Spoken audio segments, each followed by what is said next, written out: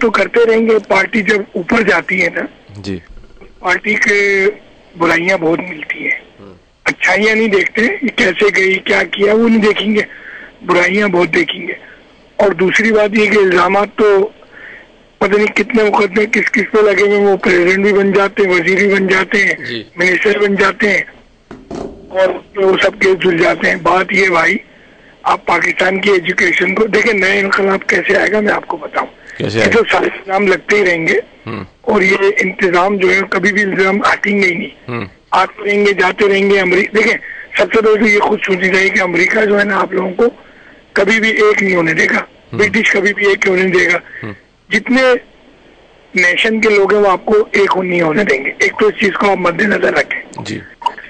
دوسری بات یہ ہے کہ انقلاب کب آتا ہے جب کوئی نئی چیزیں آتی ہیں.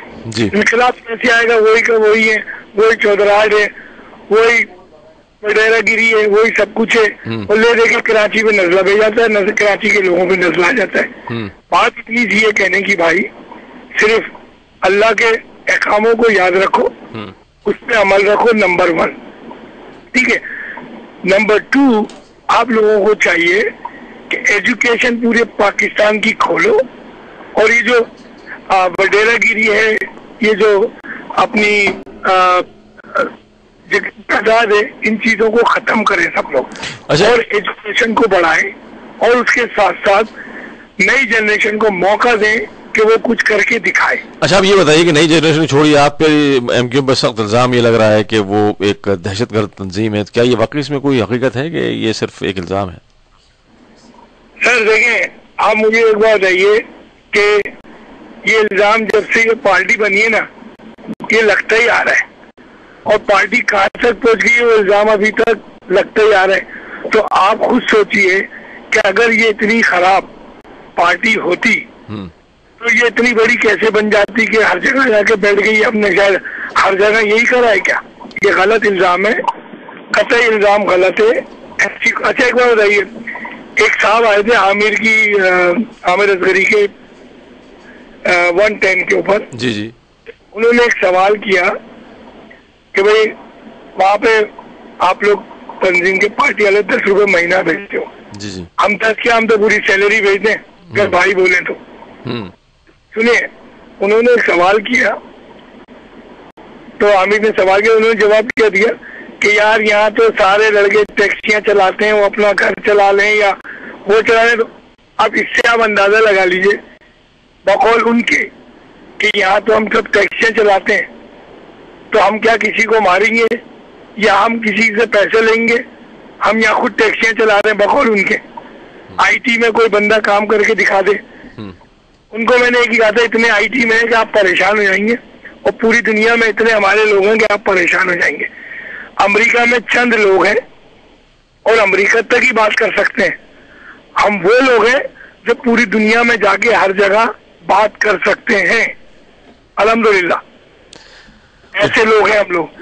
صرف کیا ہے بھائی, یہ پرانے چیپٹروں کو بند کریں اور ایک سچے دل سے ہر چیز کو مانے اور ایجوکیشن کو بڑھائیں, اور نئی جنریشن جبھی ہوگی اور جبھی چینجنگ آئے گی جب آپ قومی متحدہ کے ساتھ مل کے پورے پاکستان میں ووٹ دلوائیے, پھر ہم دکھائیں گے. ہم نے کراچی میں تو دکھا دیا بہت کچھ. چلے ٹھیک ہے, اب یہ جو آپ کا چونکہ ٹائم کم ختم ہو چکا ہے, اگلے ہفتے جو ہے یہ آپ کی مہم کے اوپر دوبارہ گفتگو ہوگی. بڑی دھنیہ ہاشمی بھائی, تھینک یو سو مچ. فیاض صاحب آپ کے پاس مشکل سے 2 منٹ ہے, کہیے. جی 2 منٹ میں مختصر میں 1-2 چیزیں بولوں گا. آپ عمران خان کے اور الزامات کی بات کر رہے تھے آپ. تو بیسیکلی میں وہ ٹھیک ہے الزام 500 قتل کیے, کسی نے 2000 قتل کیے, یہ تو بھائی یہ آپ عمران خان جو ہے وہ الیکشن کس لیے لڑنا چاہ رہے ہیں؟ جج بننے کے لیے یا پھر کے مسائل کو سالو کرنے کے لیے؟ انہوں نے آج تک کسی مسئلے کے سولوشن کے لیے ایک بات نہیں کہی. تو وہ بات وہی ہوتی ہے نا کہ بات وہ بولتا ہے نہیں میں تو بڑا معصوم ہوں, میں تو جو ہے میں نے تو کوئی سب سے پاس آدمی تو میں ہوں, تو میں سب سالو کر دوں گا. لیکن بھائی کس طرح سالو کریں گے؟ تو بولتے ہیں کہ 60 days کے اندر میں سارے قرض معاف کروں گا, کس طرح سے کریں گے؟ بولتے ہیں کہ بجلی کا بحران میں ختم کر دوں گا, کس طرح سے کریں گے؟ آپ کیا کالا باغ ڈیم لگائیں گے, آپ کیا کریں گے؟ تو بات وہی ہے کہ بھائی کہ وہ جو کہتے ہیں نا کہ ابن مریم ہوا کرے کوئی میرے دکھ کی دوا کرے کوئی. وہ آپ کی بات بالکل صحیح. لوگ یہ کہتے ہیں کہ یہ ایک چینج ہے, تو میرا سوال یہ تھا آپ سے بھی میں کرتا جاؤں. ٹھیک ہے بھائی, چینج کے لیے تو آپ کسی آپ فلم ایکٹر کو بھی لگا سکتے ہیں, بڑا اچھا لگتا ہے وہ سب کچھ, لیکن چینج جو ہے وہ کیا کرے گا کیا؟ مگر یہ چینج کس کا ہے؟ چینج زرداری صاحب کو چینج کرنے کا چینج ہے؟ میرا سوال جو ہے پھر روینہ صاحب آ سکیں, لیکن میں پھر آپ سے بھی کر رہا ہوں کہ کیا یہ چینج جو ہے زرداری صاحب کو چینج کرنے کا چینج ہے؟ واقعی اس سے کوئی اقتصادی معاشی کوئی جو مثبت کوئی وہی نا, تو چینج کے لیے پروگرام بھی تو بتائیں گے کیا چیز چینج کریں گے. وہ انہوں نے آج تک نہیں بولا ہے. وہ بولتے ہیں کہ جو ہے یہ انگریز کا دور اس سے اچھا تھا. کراچی میں انہوں نے جلسے میں کھڑے ہو کے انہوں نے بولا آج کی ڈیموکریسی کو جو ہے وہ بولتے ہیں کہ انگریز کا دور اس سے اچھا تھا. پھر وہ ایوب خان کی بات بھی کرتے ہیں, اتنی آڑی دل کی بات کرتے ہیں, اور سنجیدہ کوئی ان کو سنجیدگی سے لینا بھی نہیں چاہیے میرے خیال میں. اور اور پھر دوسری چیز, ایک چیز انہوں نے جو اپنے جلسے میں کہی, جو میں کل بھی میں نے اس کے اوپر بات کی تھی, وہ یہ کہ ساری چیزوں کے اوپر انہوں نے بات کر لی, اس میں کہیں پر ان کو کوئی شریعت کی بات نہیں انہوں نے کی, لیکن جب عورت کی بات آئی تو انہوں نے عورت کو ہم شریعت کے مطابق حقوق دیں گے. اب تو اس سے اندازہ آپ کا ہو جاتا ہے کہ یہ ضیاء اللہ کے ری انکارنیشن ہے, جو کہ وہ طالبان کو آج کل وہ پاکستان میں طالبان بچاؤ مہم بھی چل رہی ہے پاکستان آرمی کی طرف سے اور دوسرے گروپس کی طرف سے, تو اس کا یہ حصہ ہے بیسکلی. تو ابھی ہمارے ایک بڑے سنجیدہ کالر نے بات کہی کہ یہ ISI کے آدمی ہیں, تو کیا یہ بات درست سامنے ہی ہے نا؟ آپ یہ دیکھیں نا, یہ کوئی سوال نہیں کرتا ہے کہ یہ بن لادن جو ہے ایبٹ آباد میں کس طرح سے موجود تھا, لیکن اس کے اوپر جو سوال کر رہے ہیں کہ ان کو بن لادن کو مارا کیوں, اور یہ تو خلاف ورزی ہے, اور یہ وہ اور ساورینٹی خلاف ورزی ہے. بھائی وہ آپ کے ساورن ملک ہے کہاں کہ ایک آدمی جو دنیا کا ٹیررسٹ ترین جو آدمی ہے وہ وہاں پہ موجود ہے.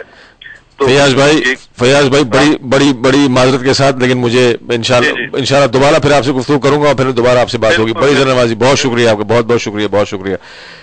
میں معافی چاہتا ہوں لیکن وقت کی کمی کے باعث, اور یہ اس وقت کچھ ایک سیکنڈ سر, میں دوبارہ حاضر ہوں آپ کے پاس.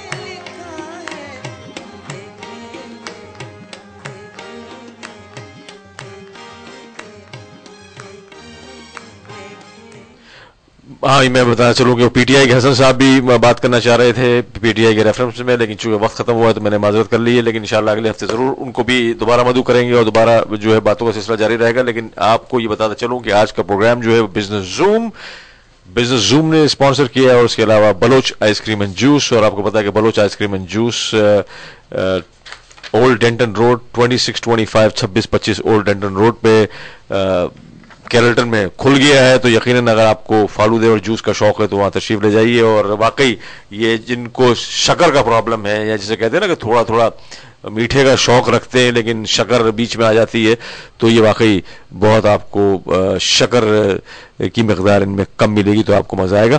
لیکن بہرحال بزنس زوم, اور آپ کو کارپوریشنز یا کو بنانی ہو ٹیکسز کی تو $99 پلس اسٹیٹ فائلنگ فی. اور اس کے علاوہ اگر آپ کی کنٹرولر کی کوئی آڈٹ ہو تو یقیناً آپ بزنس زوم کو کال کر سکتے ہیں, IRS یا ٹیکس آڈٹ. اور اس کے علاوہ اگر آپ کو کوئی اکاؤنٹنگ سروس چاہیے ہو تو کال کریں 817-500-5851, دیٹ از 817-500-5851.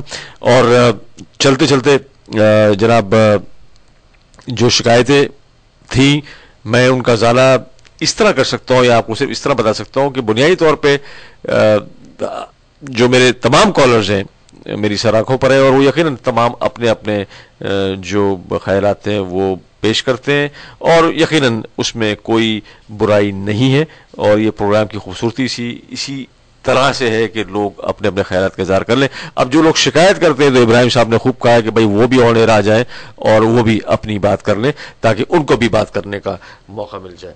اور